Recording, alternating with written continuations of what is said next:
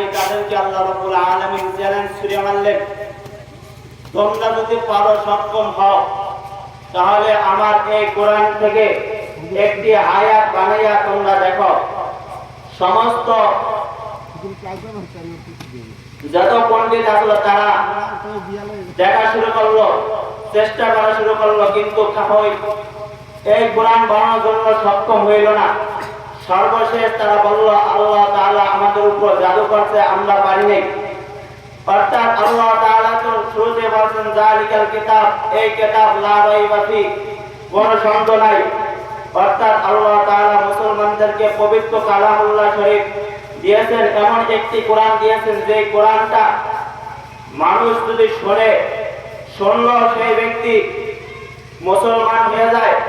আল্লাহর হাবিব সাল্লাল্লাহু আলাইহি সাল্লামের পবিত্র কালামুল্লাহ, আল্লাহর হাবিব সাল্লাল্লাহু আলাইহি সাল্লামের পবিত্র মুখ থেকে যখন কাফেররা শুনতেন, শোনার সাথে সাথে কাফেররা শুনিয়ে আল্লাহর নবীর কাছে হাতে কালিমা পড়ে মুসলমান হয়ে যাইতেন।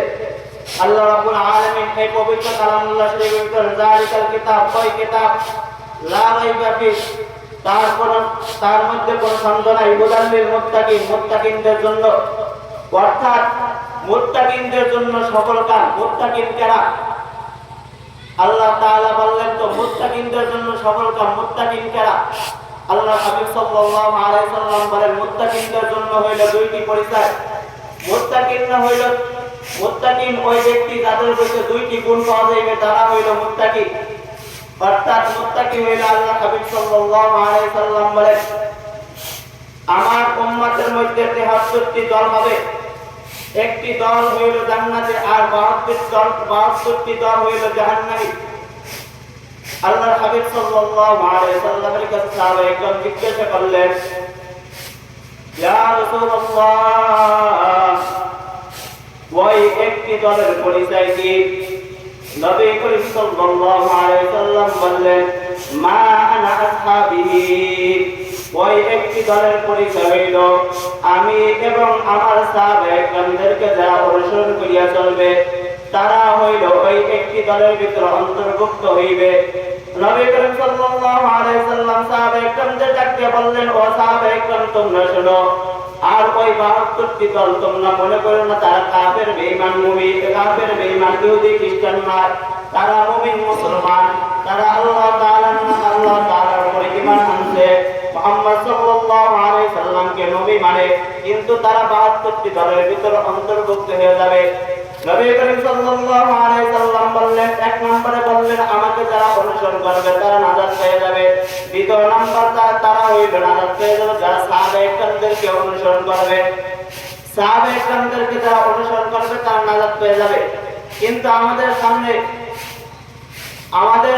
যে সামনে রমজান মাস আসতে আছে, এই রমজান মাসে তারাবি নিয়ে দেখা যায় কিলাকিলি বাজে যায়, সমাজের ভিতর বাজে যায় কিলাকিলি। কেউ বলে 8 টাকা, কেউ বলে 20 টাকা। অনেক মানুষ আছে তারা বলে 8 টাকাতে পড়তে হইবে, 20 টাকা পড়া যাইবে না।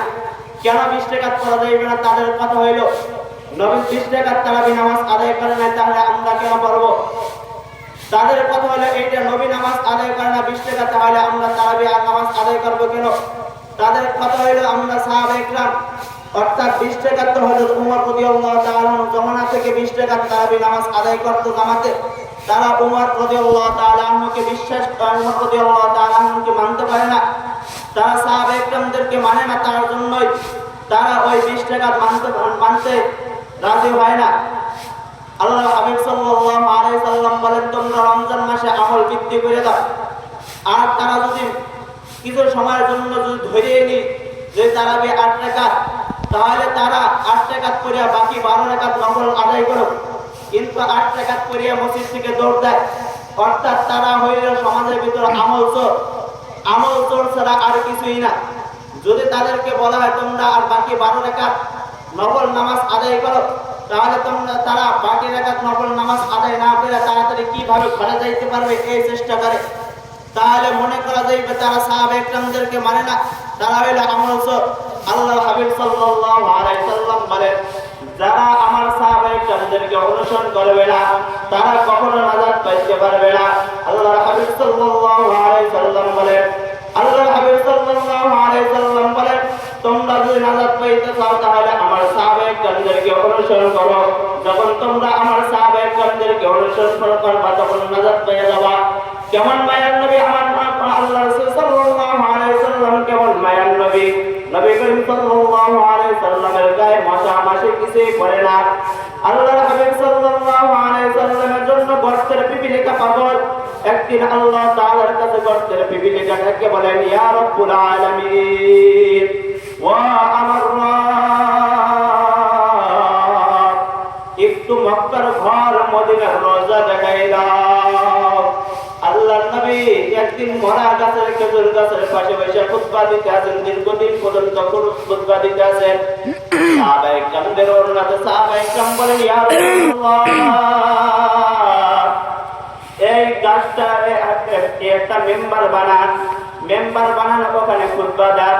সাহাবায়ে কেরামদের অনুরোধে আল্লাহ রাসূল সাল্লাল্লাহু আলাইহি সাল্লাম বললেন, ও সাহাবায়ে কেরাম, তোমরা একটা নতুন মেম্বার বানাও। সাহাবায়ে কেরামদের অনুরোধে নতুন একটা মেম্বার বানাইলেন। কিছুক্ষণ পর সাহাবায়ে কেরাম শুনতে আছে ওই গাছ থেকে মানুষের মতো কান্নার আওয়াজ আসতে আছে। নবী করিম সাল্লাল্লাহু আলাইহি সাল্লামের কাছে যা বললেন, ইয়া রাসূলুল্লাহ, মানুষ যখন কান্না করে ওই মরা গাছ সেইভাবে কান্না করে। নবী করিম সাল্লাল্লাহু আলাইহি সাল্লাম যে বললেন, ও গাছ, তুমি কেন কাঁদো?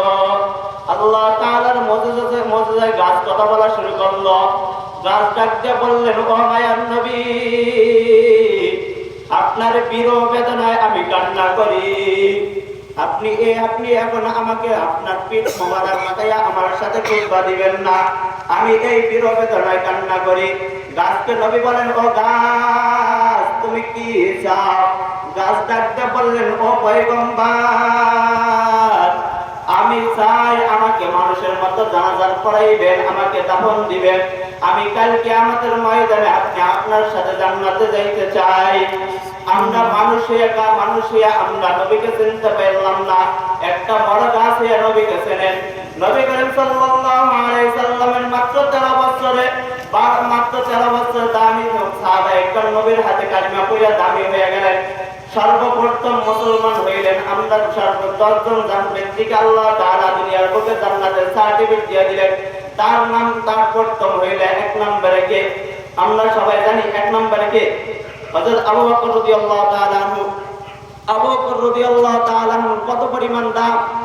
আম্মা জান আয়েশা রাদিয়াল্লাহু তাআলা আনহা একদিন জিজ্ঞাসা করে, পয়গম্বর, আপনার সাথে তো হযরত ওমর চলে, হযরত ওসমান চলে, হযরত আলী চলে, হযরত আবু বকর চলে, আপনার সাথে সাথে থাকে, আপনি পরামর্শ করেন তাদের সাথে, কিন্তু আপনার উম্মতের ভিতর কে সবচেয়ে বেশি, কার আমল সবচেয়ে বেশি? আম্মা জান আয়েশা রাদিয়াল্লাহু তাআলা আনহা এক নিয়তে প্রশ্ন করলেন, কিন্তু নবী করিম সাল্লাল্লাহু আলাইহি সাল্লাম বুঝে ফেললেন। নবী করিম সাল্লাল্লাহু আলাইহি সাল্লাম ডাকতে বললেন, ও আয়েশা, শোনো, আমার উম্মতের ভিতর সবচেয়ে বেশি আমল হইল আকাশের ভিতর যত পরিমাণ তারা দেখো, এর থেকে বেশি আমল হইল আমার উমরের এর থেকে বেশি আমল। আম্মা জান আয়েশা একটু মন খারাপ করলেন, বললেন, আমার বাবার কথা তো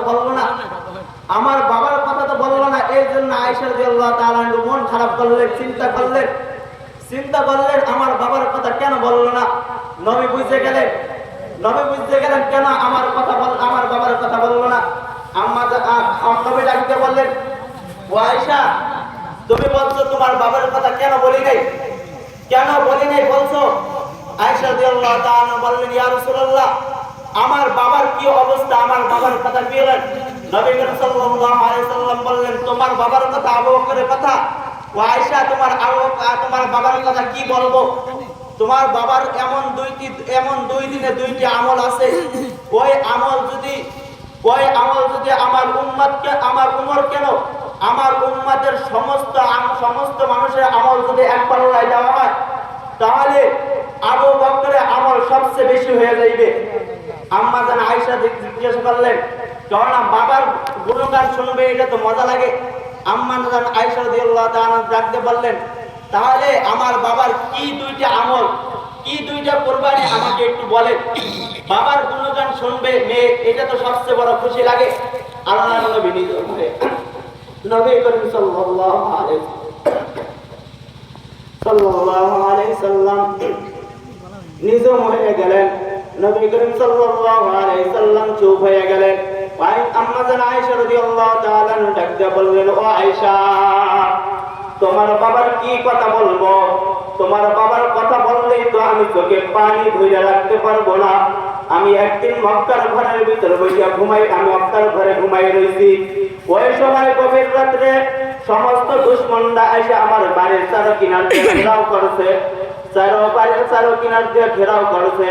ওই সময় আমি পেরেশানির ভিতরে চিন্তা হয়ে গেলাম, আমি যদি এখন বের হয় তাহলে আমার সমস্ত মানুষ আমাকে ধ্বংস দুনিয়ার বুক থেকে বিদায় করে ফেলবে। কেননা তাদের অনেক দিন যেটা কল্পনা চিন্তা ছিল, মুহাম্মদকে কিভাবে ধ্বংস করা যায়, দুনিয়ার থেকে কিভাবে বিদায় করা যায়। তারা দীর্ঘদিন পর্যন্ত চেষ্টা করলো, কিন্তু মুহাম্মদকে দুনিয়ার বুক থেকে শেষ করতে পারে না। তারা এবার পরিপূর্ণ কল্পনা নিয়ে আসলো, আমার আবর্তন পরিপূর্ণ কল্পনা নিয়ে আসলো, মুহাম্মদকে আজকে দুনিয়ার বুক থেকে শেষ করিয়ে দেব, আর মুহাম্মদকে আর দুনিয়ার বুকে রাখা যাইবে না। মুহাম্মদ সাল্লাল্লাহু আলাইহি সাল্লাম চিন্তা করে গেলেন, এমন ভাবে চিন্তায় পেরেশানি হয়ে পড়লেন, আমি যদি এখন ঘর থেকে বের হই তাহলে আমার আত্মীয় স্বজন আমাকে দুনিয়ার বুক থেকে কতল করে ফেলবে। মুহাম্মদ সাল্লাল্লাহু আলাইহি সাল্লাম যখন পেরেশানি পড়ে গেলেন, আল্লাহ তাআলা জিবরাইল আলাইহিস সালামকে পাঠিয়ে দিলেন, ও পয়গম্বর, আপনি কোন চিন্তা করেন না, পেরেশানি করিয়েন না। আমি যেইভাবে কোরআনকে হেফাজত করব, আমি আল্লাহ মুহাম্মদকে আপনাকে হেফাজত করব। আল্লাহ তাআলা ডাকতে বললেন, ও পয়গম্বর, ও আমার বন্ধু, আপনি হাতের ভিতরে কিছু বালু নেন। আল্লাহ তাআলার হুকুমে মুহাম্মদ সাল্লাল্লাহু আলাইহি সাল্লাম হাতের ভিতরে কিছু বালু নিলেন। বালু নিয়ে আল্লাহ তাআলা ডাকতে বললেন, ও আমার বন্ধু, আপনি কোরআন থেকে, আপনার পবিত্র জবান থেকে কিছু কোরআনের আয়াত তেলাওয়াত করেন। আল্লাহ তাআলা আল্লাহ তাআলার হুকুমে মুহাম্মদ সাল্লাল্লাহু আলাইহি সাল্লাম কিছু বালু নিয়ে সূরা ইয়াসিনের কিছু আয়াত তেলাওয়াত করে ওই কাফেরদের মুখের ভিতর নিক্ষেপ করলেন। সমস্ত কাফেরদের চেহারার উপরে গেলেন, ছিটিয়ে পড়লেন, কোন কাফেররা চোখে দেখে না। আল্লাহ তাআলা বললেন, হে মুহাম্মদ, আপনি এখন ঘর থেকে বের হইয়া, হিজ্জতের কথা তো আগেই বলা হয়েছে, এখন হিজ্জত হওয়ার জন্য আপনি প্রস্তুত না। মুহাম্মদ সাল্লাল্লাহু আলাইহি সাল্লাম হিজ্জত যাওয়ার জন্য মদিনার দিকে রওনা করলেন। মদিনার দিকে যখন রওনা করলেন, রওনা করার সঙ্গে সঙ্গে এক দরবারে যে আবু বকর রাদিয়াল্লাহু তাআলা ঘরে যে সালাম দিলেন। যখন সালাম দেওয়ার সঙ্গে সঙ্গে আবু বকর হাজির দিলেন, লাব্বাইক ইয়া রাসূলুল্লাহ। নবী আশ্চর্য হয়ে গেলেন, ও পয়গম্বর, নবী আশ্চর্য হয়ে গেলেন, ডাকতে বললেন, ও আবু বকর, এত গভীর রাতে তোমাকে আমি সালাম দিলাম, তুমি সালাম দেওয়ার সাথে সাথে তুমি লাব্বাইক ইয়া রাসূলুল্লাহ বললা, তুমি কি রাত্রে ঘুমাও নাই? আবু বকর ডাকতে বললেন, ও পয়গম্বর, আপনি তো আমাকে বহুদিন আগেই তো বলছেন আমি হিজ্জতের জন্য আপনার সাথে সফর সঙ্গী হব, তার থেকে ওই খোদার কসম, তার থেকে আমি একদিন রাত্রে বিছানার উপর পিঠ লাগাই নাই। আবু বকর মুহাম্মদ আল্লাহর নবী ডাকতে বললেন, ও পয়গম্বর, ও আবু বকর, আমি তোমার জন্য আমি কি করব, তুমি আমার জন্য এত পরিমাণ কুরবানি দিয়ে দিলা। আবু বকর ডাকতে বললেন, ও পয়গম্বর, শুধু তাই না, আমার মেয়ে রুটি বানাইয়া আপনার জন্য সর্বদাই রাত্রে জাগে থাকে। পয়গম্বর এখান থেকে সফর যাইবে, দীর্ঘ পথ সফর করবে, ক্ষুধা লাগবে, তাহার জন্য খাবার বানিয়ে আমার মেয়ে থাকে। নবী আবু বকর ডাক দিয়ে বললেন, তাই না, দুইটি সফর করার জন্য দুইটি উট কিনেছি, এই উট দুইটাও ঘোড়ের গলায় তাকাই রয়েছে, মুহাম্মদ আসবে, তাকে নিয়ে সফর মদিনার পথে যাইবে, ঘুমায় না। আবু বকর রাদিয়াল্লাহু তাআলা আনহু এই কথা বলতে আছে, নবী চোখ দিয়ে পানি পড়তে আছে। নবী ডাকতে বললেন, ও আবু বকর, দীর্ঘ আগে তো আমার মা আমার বাবা চলে গেছে, আমি দীর্ঘ আগে এতিম হয়ে গেছি, আমার তো মা নাই, আমার বাবা নাই। এই গভীর রাতে তুমি আমার জন্য যেই পরিমাণ করছো, এইটা তো আমার জন্য ভোলা নাই। আবু বকর ডাকতে বললেন, ও আবু বকর, চলো হিজ্জতের জন্য চলো, কেননা কাফেররা আমাদের পিছনে ধাওয়া করতে আছে, আবু বকর রাদিয়াল্লাহু তাআলা আনহুর জন্য সামনে মদিনার দিকে অগ্রসর হইতে আছে। আবু বকর রাদিয়াল্লাহু তাআলা আনহু এবং নবী মায়ান নবী হাঁটতে আছে। আবু বকর এক পিঠ ডাইনে যায়, এক পিঠে বামে যায়, এক পিঠ সামনে যায়, এক পিঠ পিছে যায়। আল্লাহর নবী ডাক দিয়ে বললেন, ও আবু বকর, আপনি কেন এক পিঠ ডাইনে যান, এক পিঠ পিছনে যান, এক পিঠ সামনে যান, এক পিঠ পিছে যান? আবু বকর ডাক দিয়ে বললেন, ও পয়গম্বর, আমি ডাইনে যাই এই জন্য, যদি কোন শত্রু ডাইন থেকে আক্রমণ করে তাহলে আমার আবু বকরের গায়ে আগে লাগবে, তারপরে আপনার গায়ে।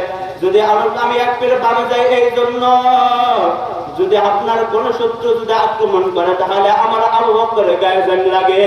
আমি পিছে যাই এই জন্য, যদি পিছ থেকে কোন শত্রু আক্রমণ করে তাহলে পিছে জানি লাগে, আমার গায়ে আগে লাগে। আমি সামনে যাই এই জন্য, যদি আমার সামনে থেকে যখন আক্রমণ করে তাহলে আমার গায়ে লাগে। আবু বকর এই কথা বর্ণনা দিতেছে, নবী কাঁদতে আছে। নবী বললেন, আবু বকর চলো সফরের জন্য। আবু বকর রাদিয়াল্লাহু তাআলা নবী হিজরতের জন্য যাইতে আছে, দীর্ঘ পথ সফর দিতে আছে। হঠাৎ করে নবী ক্লান্ত হয়ে গেছে, নবী সামনে অগ্রসর হইতে পারতেছে না, আস্তে আস্তে নবী সামনে যাইতে আছে। হঠাৎ করে একটা পাথরের সাথে নবীর পায়ের সাথে ধাক্কা লাগিয়া নবীর পা কেটে গেছে। পা কেটে গেছে, নবী পাড়া দিতে পারে না, সামনে অগ্রসর রক্ত বের হইতে আছে। আবু বকর রাদিয়াল্লাহু তাআলা নবীর হয়ে বললেন, নবীকে ডাক দিয়ে বললেন, হে পয়গম্বর, আপনি কোন বেয়াদবি না মনে করলে আমার ঘাড়ে আপনি ওঠেন, আমি আপনাকে ওই গুহা পর্যন্ত নিয়ে যাই। আল্লাহর নবীকে আবু বকর কাঁধে নিয়ে গুহা পর্যন্ত যখন নিয়ে গেলেন, গুহার গর্তের ভিতর নবী করিম সাল্লাল্লাহু আলাইহি সাল্লামকে তার কানের উপর থয়ে মাথা রাখিয়ে নবী করিম সাল্লাল্লাহু আলাইহি সাল্লাম বিছনায় যাইতে আছে, বিশ্রাম করতে আছে। ওই সময় আবু বকর রাদিয়াল্লাহু তাআলা মাথার ভিতর চিন্তা, যদি এখানে ওই গুহার ভিতর অনেক গর্ত আছে, এই গর্তগুলো যদি বন্ধ না করা হয় তাহলে কোন সাপ বিচ্ছু পয়গম্বরের উপর আক্রমণ করতে পারে, আঘাত হানতে পারে। আবু বকরের গায়ের থেকে একটা চাদর ছিল, ওই চাদরটা ছিঁড়া গুহার গর্তের ভিতর গর্তগুলো বন্ধ করতে আছে। গর্তগুলো বন্ধ করতে করতে শেষ পর্যায়ে একটা গর্ত ছিল, কিন্তু ওই গর্তটা বন্ধ করার জন্য পর্যাপ্ত পরিমাণ কাপড় নাই। আবু বকর চিন্তা করলো, যদি এই গর্ত থেকে যদি সাপ বিচ্ছু বের হয় তাহলে মুহাম্মাদের উপরে আক্রমণ করবে, আমার মায়ার নবীর উপরে আক্রমণ করবে। আবু বকর নিজের পায়ের গুড়মুড় দিয়ে ওখানে ওই গর্তের ভিতরে ঢাকিয়ে ধরলেন। ওই দীর্ঘ সময় ওখান থেকে একটা সাপ ওই গর্তের ভিতরে ওখানে ছিল। তিনি ছিল, ওই সাপটা ছিল মায়ার নবী এখানে আসবে, আমি মায়ার নবীকে দেখবো। কিন্তু যখন মায়ার নবী ওই গর্তের ভিতরে চলে গেল, যখন বিছানায় আছে, সাপ সমস্ত গর্তের মুখের ভিতরে যায়, কোন গর্ত দিয়ে বের হইতে পারে না। সর্বশেষ ওই আবু বকর যে গর্তের মুখের উপর পা দিয়ে ঢেকে রাখছে, ওই পায়ের উপর আবু বকর ওই সাপ আস্তে আস্তে পায়ের উপরে হামলা করতে আছে, আক্রমণ করতে আছে, ঠোকর দিতে আছে, কিন্তু আবু বকর পা সরাইতে আছে না। সর্বশেষ আবু বকর সর্বশেষ সাপ ওই আবু বকরের পায়ের উপর সফর মারল। সফর মারার সঙ্গে সঙ্গে আবু বকরের গায়ের ভিতর বিষে জরাজন্ড হয়ে গেল, বিষ মাইকে গেল। আবু বকর রাদিয়াল্লাহু তাআলা বিষে ভ্রান্ত হয়ে গেল। হঠাৎ করে আবু বকরের চোখ থেকে নবী করিম সাল্লাল্লাহু আলাইহি সাল্লামের চেহারা মোবারকের এক ফোঁটা পানি পড়ল। আল্লাহর নবী ঘুম ভেঙে গেল। নবী ডাক দিয়ে বললেন, ও আবু বকর, আপনি কেন কাঁদেন? আবু বকর ডাকতে, আবু বকর কোনো কথা বলে না। নবী তাকায় দেখে আবু বকরের চেহারা বিষে বিরন্ন হয়ে গেছে। আল্লাহর নবী বোঝার কোনো বাকি নাই। আবু বকরের ওই পায়ের ওখানে নিজের মুখে লাগাই দিল। লাগাই দেওয়ার সঙ্গে সঙ্গে বিষ ভালো হয়ে গেল। এই কথা বিবরণ দিতে আছে হযরত আয়েশা রাদিয়াল্লাহু তাআলা আনহা কাঁদতে আছেন, নবী কাঁদতে আছেন। আল্লাহর নবী ডাকতে বললেন, ও আয়েশা, এই আবু বকরের এই একদিনের কুরবানি, আমার উম্মতের সমস্ত উম্মতের আমল যদি এক পাল্লায় দেওয়া হয় তাহলে সমস্ত উম্মতের আমল থেকে আবু বকরের আমল ভারী হয়ে যাইবে। আম্মা জান আয়েশা রাদিয়াল্লাহু তাআলা ডাকতে বললেন, ও পয়গম্বর, বুঝলাম আবু বকরের একদিনের কুরবানি, আর একদিনের ত্যাগ কোন ত্যাগটা? আল্লাহর নবী ডাকতে বললেন, ও আয়েশা শোনো, আমরা যুদ্ধের ময়দান থেকে একটি যুদ্ধ শেষ করিয়া আরেকটি যুদ্ধের জন্য প্রস্তুত হইতে আছি। পরে দীর্ঘ সময় যুদ্ধ করার পরে মক্কার ভিতরে আসলাম। আল্লাহ তাআলা অর্ডার করলেন, হে পয়গম্বর, আপনাকে এখন যুদ্ধের জন্য প্রস্তুত হইতে হইবে, যুদ্ধের ময়দানে যাইতে হইবে। আল্লাহর নবী ডাকতে বললেন, ও সাহাবায়ে কেরাম, সমস্ত সাহাবায়ে কেরামদেরকে বলে দিলেন, তোমরা যুদ্ধের জন্য প্রস্তুত হও, যুদ্ধের ময়দানে যাইতে হইবে। আল্লাহ তাআলা অর্ডার করেছেন। সাহাবায়ে কেরামদের ডাকতে বললেন, ও সাহাবায়ে কেরাম, কিন্তু যুদ্ধতে যাব, আমাদের যুদ্ধতে সাবান নাই, এই পরিমাণ সাবান নাই, কি পরিমাণ সাবান নিয়ে আমরা যুদ্ধ দেওয়া যাব? তোমরা যেই পরিমাণ যার ঘরে যা আছে তোমরা আল্লাহর রাস্তায় দান করো। সাহাবায়ে কেরাম চিন্তা করলো, সমস্ত সাহাবায়ে কেরাম বাড়ির ভিতরে চলে গেল। হযরত ওমর রাদিয়াল্লাহু তাআলা চিন্তা করলো, আমি আবু বকরের সাথে কোনোদিন পেরে উঠি নাই, আমি আবু বকরের সাথে কোনোদিন পেরে উঠি নাই, আজ আমি আবু বকর থেকে সবচেয়ে বেশি দান করব আল্লাহর রাস্তায়। আবু বকর রাদিয়াল্লাহু আনহু, হযরত ওসমান চিন্তা করলো, আমি সবচেয়ে বেশি আমল দান করব আল্লাহর রাস্তায়। আবু বকর রাদিয়াল্লাহু তাআলা আনহু, হযরত ওসমান রাদিয়াল্লাহু তাআলা উমর এবং সমস্ত সাহাবায়ে কেরাম বাড়ি চলে গেল। হযরত ওমর রাদিয়াল্লাহু তাআলা তার মালের অর্ধেক ভাগ আল্লাহর রাস্তায় এসে দান করিয়ে দিল। হযরত ওসমান রাদিয়াল্লাহু তাআলা মাল এসে আল্লাহর রাস্তায় দান করিয়ে দিল। সমস্ত সাহাবায়ে কেরাম এইভাবে দান করতে আছে। দান করার পরে সর্বশেষ আবু বকর রাদিয়াল্লাহু তাআলা আল্লাহর রাস্তায় দান করছে। আল্লাহর নবী ডাকতে বললেন, ও ওসমান, তুমি আল্লাহর রাস্তায় কি পরিমাণ দান করছো? ওসমান বলে, আমার সম্পদ থেকে অর্ধেক আল্লাহর রাস্তায় দান করে দিছি। আল্লাহর নবী ডাকতে বললেন, হে উমর, তোমার মাল থেকে কি পরিমাণ তুমি আল্লাহর রাস্তায় দান করছো? উমর বলে, আমার মাল থেকে অর্ধেক দান করে দিছি। কিন্তু আবু বকরকে ডাকতে বললেন, ও আবু বকর, তুমি কি পরিমাণ আমল থেকে পরিমাণ মাল তোমার ঘরের ভিতরে ফিরে আসতো? উমর রাদিয়াল্লাহু তাআলা চিন্তায় কোনো বাকি নাই, চিন্তা করা বাকি নাই, কেননা সবচেয়ে পরিমাণ দামি আবু বকর হয়ে গেছে। আবু বকর ডাকতে বললেন, ও পয়গম্বর, এই সময় যদি আমি ঘরের ভিতরে কিছু শুয়ে আসি তাহলে আমি আল্লাহর কাছে সফল কাম হইতে পারবো না। আমার ঘরের ভিতর ঝাড়ু দিয়ে দিয়ে যা আছে সমস্ত কিছু আপনার রাস্তায় আল্লাহর রাস্তায় দান করে দিয়েছি, সমস্ত মাল আমি আল্লাহর রাস্তায় দান করিয়ে দিয়েছি। আল্লাহর নবী এই কথা শুনে আশ্চর্য হয়ে গেল। আল্লাহ তাআলা সঙ্গে সঙ্গে জিবরাইল আলাইহিস সালামকে পাঠিয়ে দিলেন, ও পয়গম্বর, প্রত্যেকদিন আল্লাহ তাআলা আপনাকে সালাম দেয়, আজ আপনার সঙ্গে আবু বকরকে আল্লাহ তাআলা সালাম জানাইছে। আল্লাহ তাআলা জানতে চাইছে আবু বকরের মনের হালাত কি, আবু বকরের মনের হালাত সম্পর্কে আল্লাহ তাআলা জানতে চাইছে। আল্লাহ আবু বকরকে ডাক দিয়ে বললেন, ও আবু বকর, ও আবু বকর, আল্লাহ আপনাকে সালাম দিয়েছে। আল্লাহ তাআলা জানতে চাইছে আপনার মনের আশা কি, মনের চিন্তা কি। আবু বকর চোখের পানি ছিলিয়ে কান্না শুরু করলো, ও পয়গম্বর,